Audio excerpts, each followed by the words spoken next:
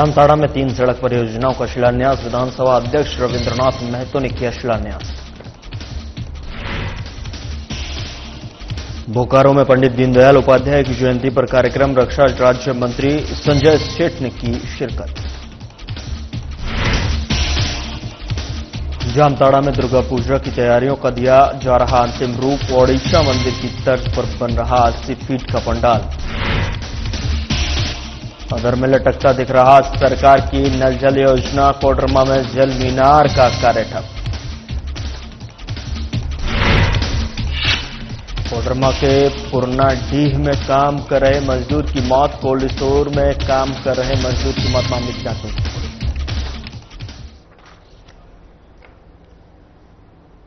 नमस्कार, मैं हूं आपके साथ गौरव राजेंद्र। बुलेटिन की शुरुआत करते हैं। झारखंड में स्वास्थ्य सेवाओं को सुदृढ़ बनाने की दिशा में बड़ा कदम उठाते हुए मुख्यमंत्री हेमंत सोरेन और स्वास्थ्य मंत्री डॉक्टर इरफान अंसारी ने प्रोजेक्ट भवन में आयोजित समारोह में 158 चयनित चिकित्सकों को नियुक्ति पत्र प्रदान किया।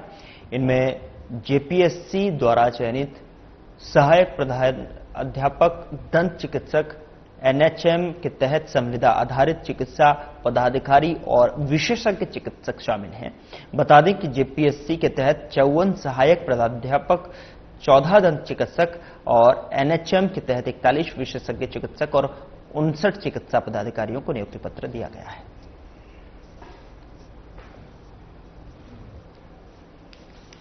रूप में आगे बढ़ रहा है। हमें लगता है कि हम सब बहुत अच्छी बात है। देखिए, मैं एक डॉक्टर मैं कहना चाहता हूं, मैं भी एक डॉक्टर हूं, मैं भी एक चिकित्सक हूं और आप सबसे मैं उम्मीद करता हूं। देखिए, आज आप लोगों को जॉब मिल रहा है। डॉक्टर बनने के बाद आज आप लोगों को बहुत बड़ी जिम्मेदारी मिल रही है, जवाबदेही मिल रही है।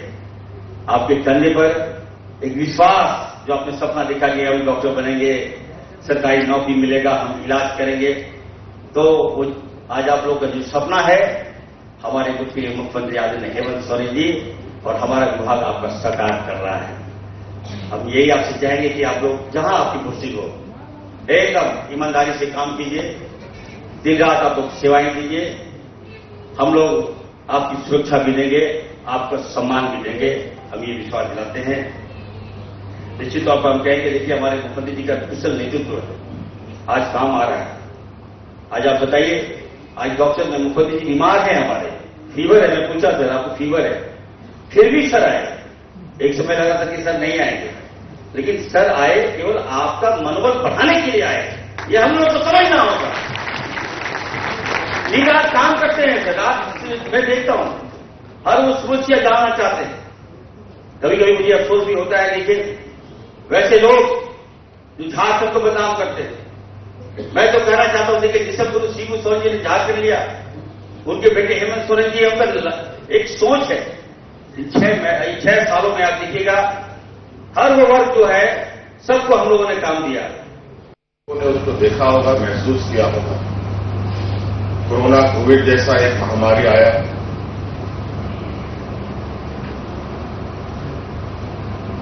ऐसा महामारी की जिसका कोई न आता, न पता, न इलाज का जानकारी, और वो इस तरीके का रहा जो पूरी दुनिया को उसके चपेट में इसने लिया। झारखंड भी इससे अलग नहीं रहा, अछूता नहीं रहा। जहां लोग घरों में खुद को अपने से ताला लगाकर बंद रहने के लिए मजबूर होना पड़ा, ऐसे स्थिति में हम लोग अपने प्रवासी मजदूरों को अपने राज्यों में ला रहे हैं। कहा जाए कि हम लोग राज्य के अंदर कोरोना का इंपोर्ट कर रहे हैं, और आपने देखा होगा कि हम लोगों ने पूरी मुस्तैदी के साथ, पूरे संवेदनाओं के साथ, राज्य की जनता के साथ सरकार का खड़ा होना और एक बेहतर प्रबंधन के माध्यम से हम लोगों ने इस चुनौती को इस कदर पार किया, मानो राज्य में कोरोना जैसी घटना सिर्फ बातों तक ही सीमित रह गई।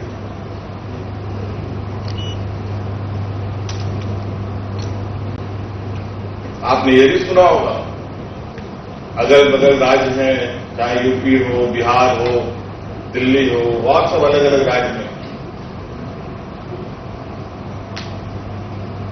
लोगों की जानें ऐसे जा रही थी जब मानो कि कोई बर्ड फ्लू जैसी बीमारियां आ गई। लोगों को दफन करने के लिए जमीन खत्म, जलाने के लिए लकड़ी खत्म, ये हालत थी। लेकिन हमारे राज्य में ऐसी स्थिति नहीं बनी। इसका कारण सिर्फ और सिर्फ क्योंकि इलाज का भी कोई ठीक जानकारी नहीं रही। कई सारे वैक्सीन आए, लेकिन वैक्सीनों का हालत भी बाद में क्या हुआ वो आप सबको पता है। बोकारो में आयोजित पंडित दीनदयाल उपाध्याय जयंती सभा में शिरकत करने आए रक्षा राज्य मंत्री ने कहा कि आज आजादी के बाद देश एक अलग मुकाम पर खड़ा है। उन्होंने कहा कि आज भारत रक्षा उपकरणों की निर्यात करने वाला देश बन चुका है। अब भारत आयातक देश ही नहीं बल्कि निर्यात में अपनी एक मुकाम हासिल कर लिया है। साथ ही उन्होंने कहा कि आज देश मोदी जी के नेतृत्व में मजबूत हुआ है। आज हम दुनिया के 100 से ज्यादा देशों में हथियार उपकरणों का निर्यात कर रहे हैं। निर्यात के क्षेत्र में भारत आज 23,622 करोड़ का निर्यात कर रहा है। पीएम मोदी के नेतृत्व में देश दुनिया की तीसरी आर्थिक शक्ति की ओर अग्रसर है। वहीं जीएसटी रिफॉर्म के तहत देश बचत उत्सव मना रहा है। समाज के हर वर्ग को लाभ मिला। संगोष्ठी को संबोधित करते हुए उन्होंने कहा कि पंडित दीनदयाल उपाध्याय की जीवन से हमें सीख लेने की जरूरत है। उन्होंने राष्ट्रवाद के लिए लोगों को प्रेरित किया। देश तभी सशक्त होगा जब हम सद्भाव, सांस्कृतिक और राष्ट्रीय नीति और अनुशासन का पालन करें।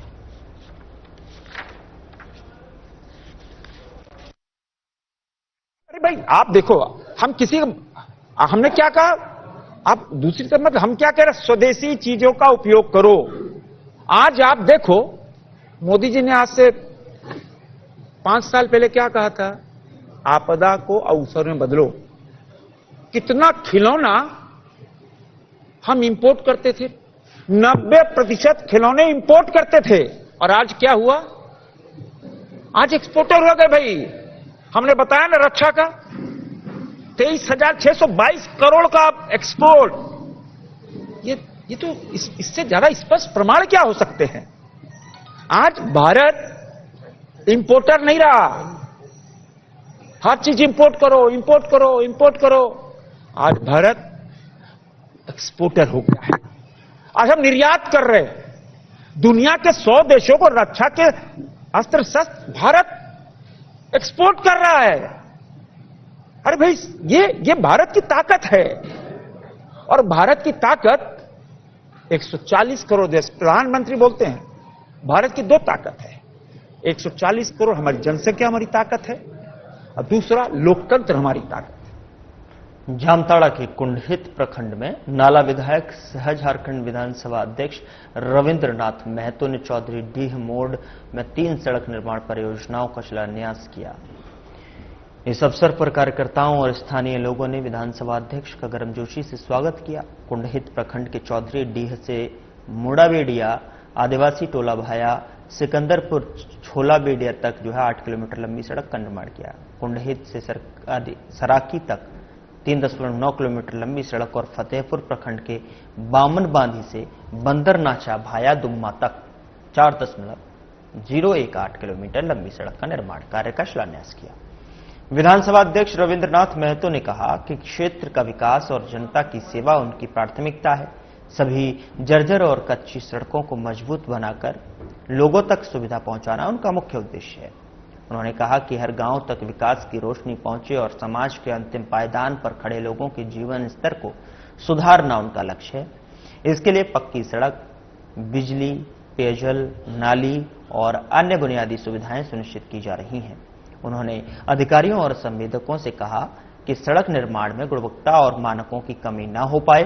साथ ही जनता से अपील की कि वे भी विकास कार्यों की निगरानी में सहयोग दें।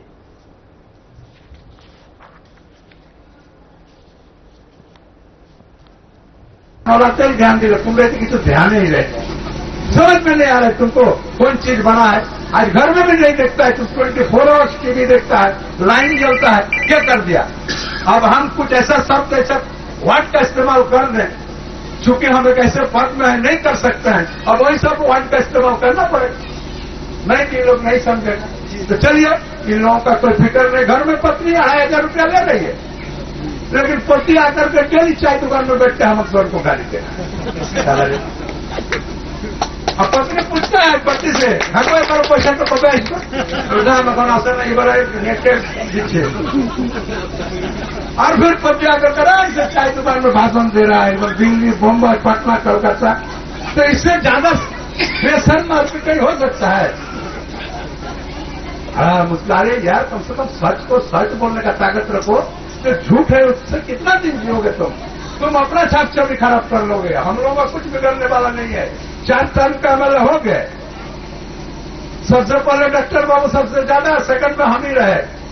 अब हमको नहीं लगता हमसे प्रतिद्वंदिता करने वाला आदमी अगर जीत भी जाए तो 4 साल का मुकाबला करेगा।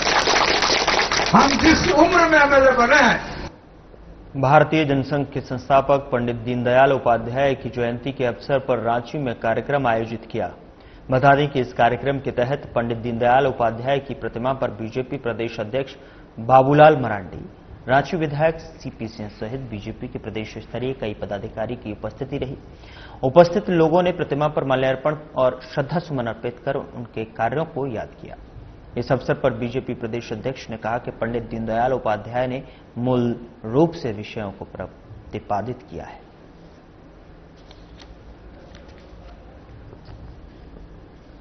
राजनीतिक पार्टी की यात्रा प्रारंभ हुई और पंडित दीनदयाल जी ने 2 महत्वपूर्ण विषय को उन्होंने प्रतिपादित किया।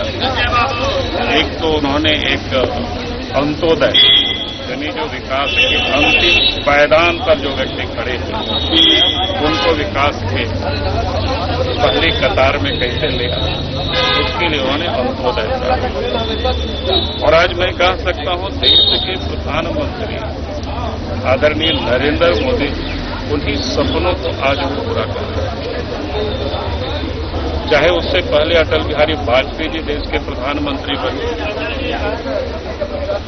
यानी विकास के जो अंतिम पायदान पर जो लोग खड़े हैं वहां तक विकास की रोशनी को पहुंचाने का अगर किसी ने कोई काम किया तो बीजेपी की सरकार, पहले अटल बिहारी वाजपेयी जी, आज नरेंद्र मोदी। और उन्होंने दूसरा जो एकात्म मानव दर्शन, जो भारतवर्ष की एक विचारधारा थी कि भाई मनुष्य हम सब एक हैं, चाहे हमारी रंग, चाहे हमारी भाषा या भूषा अलग अलग भले ही हो, लेकिन हम सब एक। हमारे ऋषियों ने भी कहा था सर्वे भवन्तु सुखिनः सर्वे सन्तु निरामया। कहने का अर्थ है कि उस मंत्र को चरितार्थ करने की राजनीति में उसको और कितनी सरल शब्दों में कर सकते हैं। लोग कहने में भी, बोलने में भी लोग डरते थे, लेकिन देश के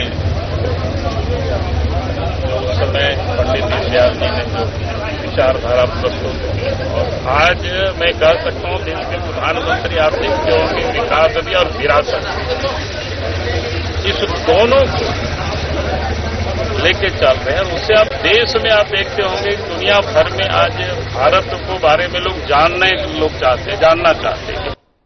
अखिल भारतीय कांग्रेस कमेटी ने झारखंड के घाटशिला विधानसभा क्षेत्र में होने वाले उपचुनाव को लेकर स्पष्ट निर्देश जारी किया है। एआईसीसी ने झारखंड प्रदेश कांग्रेस कमेटी और पूर्वी सिंहभूम जिला कांग्रेस कमेटी को झारखंड मुक्ति मोर्चा के उम्मीदवार की जीत सुनिश्चित करने का आदेश दिया है।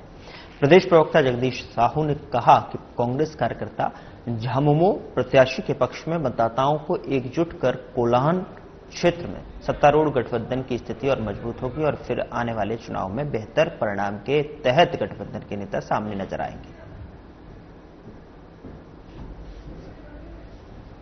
घाटशिला का चुनाव होने वाला है। रामदास सोरेन जी के निधन के बाद वो सीट खाली हुआ है और उस सीट में जेएमएम का उम्मीदवार ही लड़ेगा और कांग्रेस उसको कंधे से कंधा मिलाकर एक वोट जेएमएम के खाता में डलवाने का काम करेगी। गठबंधन की सरकार है और गठबंधन में दोनों गठबंधन साथे मिलकर लड़ेगी, उसमें कहीं दो राय नहीं है। जेएमएम का उम्मीदवार होगा और कांग्रेस पूरी शक्ति के साथ प्रचार प्रसार करेगी और कांग्रेस का एक एक वोट और उस क्षेत्र का एक एक वोट जेएमएम के खाता में डलवाने के लिए कांग्रेस कृत संकल्प है और प्रयासरत है और यही चलेगा।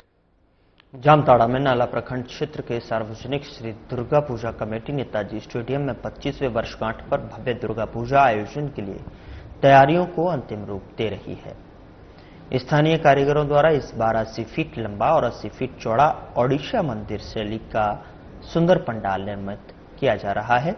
पश्चिम बंगाल के शिल्पकार आकर्षक मूर्ति एवं आधुनिक प्रकाश व्यवस्था के साथ प्रतिमाओं की स्थापना में जुटे हैं। महाषष्ठी से श्रद्धालुओं के लिए मंडप का द्वार खोलने की व्यवस्था है, जहां स्वच्छता पर विशेष बल दिया गया है। मैदान और मंडप क्षेत्र की साफ सफाई प्रशासन और समिति मिलकर करवा रहे हैं। सुरक्षा के दृष्टिकोण से पुलिस बल, स्वयंसेवक एवं सीसीटीवी कैमरों की तैनाती की गई है।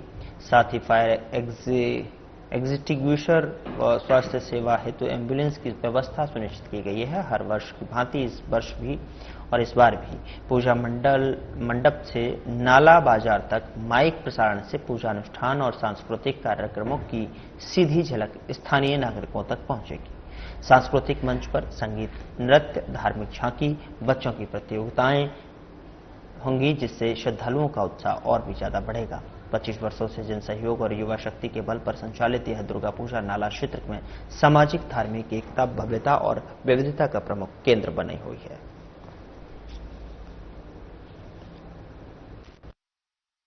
श्री श्री सार्वजनिक दुर्गा पूजा समिति नाला की ओर से 25वां साल है, जो हम लोग सभी कमेटी की ओर से 25वां साल को अच्छी तरह मनाने के लिए इस बार पंडाल का अलग ही रूप रहेगा, मूर्ति का अलग ही रूप रहेगा। आज हम लोग 25वां साल मनाने जा रहे हैं, ये सिल्वर जुबली। इस तरह से मूर्ति का आकार भी अलग है, पंडाल भी हर सालों से अलग ही होगा। और इसमें हम लोग चाहते हैं कि पूरे नाला प्रखंड के नाला विधानसभा के नागरिकों से मैं निवेदन करना चाहता हूँ, वो आगे आकर बढ़ कर चढ़ कर इस पूजा समिति की ओर ध्यान दे, दान करे और हम लोगों को सिल्वर जुबली मनाने के लिए प्रेरित करे। और मैं चाहता हूँ कि इस बार जो पूजा होगी ये हर साल की पूजा से अलग पूजा होगी। और हमारे प्रखंड जो अध्यक्ष जी हैं मनोज गुप्ता, उनके अनुसार इस पूजा की हर तरह आयोजन अच्छा रहेगा। प्रशासन ने भी हमारे हर साल की तरह प्रशासन भी इस बार ध्यान दिया है। प्रशासन हर साल इस पूजा को प्रशासन बहुत सहायता करती है। प्रखंड जो प्रखंड दुर्गा पूजा है वो हमारे ब्लॉक फुटबॉल मैदान के सामने पूजा होती है। धनबाद की टुंडी थाना क्षेत्र में वज्रपात की चपेट में आने से एक मासूम बच्ची की मौत हो गई, जबकि दूसरी बच्ची गंभीर रूप से घायल हो गई है। घटना टुंडी के बिशनपुर गांव की है। परिजनों ने बताया कि पूजा कुमारी और पूनम कुमारी दोपहर में नहाने के लिए पास के तालाब में गई थी। उसी दौरान अचानक आकाशीय बिजली गिर गई, जिसकी चपेट में दोनों बच्चियां आ गईं और इस हादसे में पूजा कुमारी की मौके पर ही मौत हो गई। वहीं पूनम कुमारी पूरी तरह से झुलस गईं। घटना के बाद परिवार और ग्रामीणों में अफरा तफरी का माहौल है। आनंद फानंद में परिजनों ने घायल पूनम को धनबाद के अस्पताल में भर्ती कराया, जहां डॉक्टरों की निगरानी में उसका इलाज जारी है।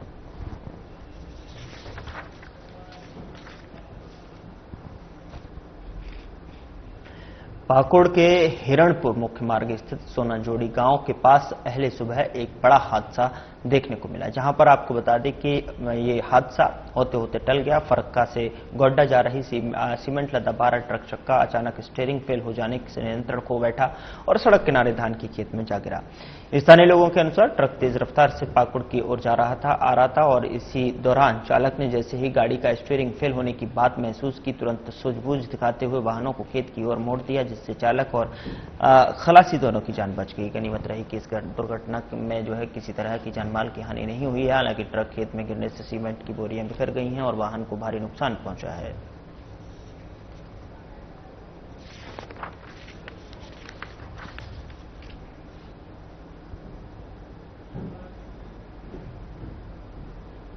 कोडरमा जिला के नवलशाही थाना क्षेत्र में पूर्णाडीह में निर्माणाधीन कोल्ड स्टोरेज में कार्यरत एक मजदूर की मौत हो गई, जिसकी पहचान नितिया सरकार उम्र 55 निवासी बागाखाली जिला नदिया राज्य पश्चिम बंगाल के रूप में हुई है। जानकारी के अनुसार मजदूर कोल्ड स्टोरेज में लकड़ी का टाली बनाने का काम करता था। नवलशाही पुलिस घटना के कारणों का पता लगाने में जुटी हुई है। के लिए बाथरूम गया था नदी तरफ, तो उसी में स्लिप करके गिरा है। जैसा गिरने का इसका तो पीछे का जिस भाग में चोट है तो लगता है कोई ऊंची जगह से गिरा है। नहीं, वैसा तो ऊंचा जगह पे कोई काम ही नहीं चल रहा है। साइड पे जाके देख सकते हैं ऊंचा जगह पे काम हो गया। काम तो 90% फाइनल है, सिर्फ बाउंड्री वाल का काम बचा हुआ था। अभी भी जो यहाँ कुछ मजदूर हैं उनके पास सेफ्टी को लेकर ना तो उनके पैर में जूता है ना कुछ और, इस तरह से सेफ्टी हाइट पे काम क्यों कराया? हाइट पे काम नहीं हो रहा है अभी, इसीलिए जिसमें हाइट पे काम हो रहा था उसमें सेफ्टी बेल्ट वगैरह भी है, अभी भी साइड पे रखा हुआ। तो ये आपके अंदर में काम करता था? नहीं, ये बाहर का ठेकेदार थे, चाली का ठेकेदार कोई दूसरा थे बंगाल के, उनके अंदर में काम करता था।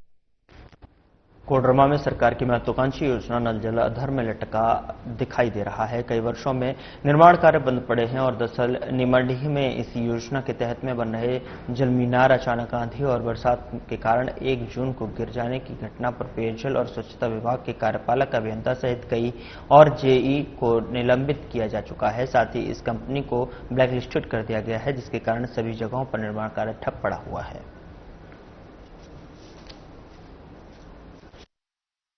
देखिए, अभी निर्माण की स्थिति तो बंद पड़ा हुआ है, करीब लगभग साल भर हो गया। एगो नीमाडी में टावर बन रहा था जो ध्वस्त हो गिर गया, तब से जल मीनार, तो तब से जो है सो कार्य बंद पड़ा हुआ है।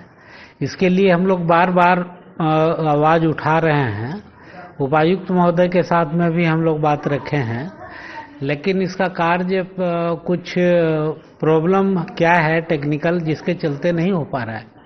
हम लोग जनता की मांग है कि इसका कार्य जितना जल्दी हो सके वो किया जाए, क्योंकि जनता के हित में बहुत उपयोगी योजना है। हम लोग को शुद्ध पानी, हम लोग को आशा था कि शुद्ध का पानी हम लोग को मिल पाएगा। फिलहाल बुलेटिन में इतना ही। नमस्कार।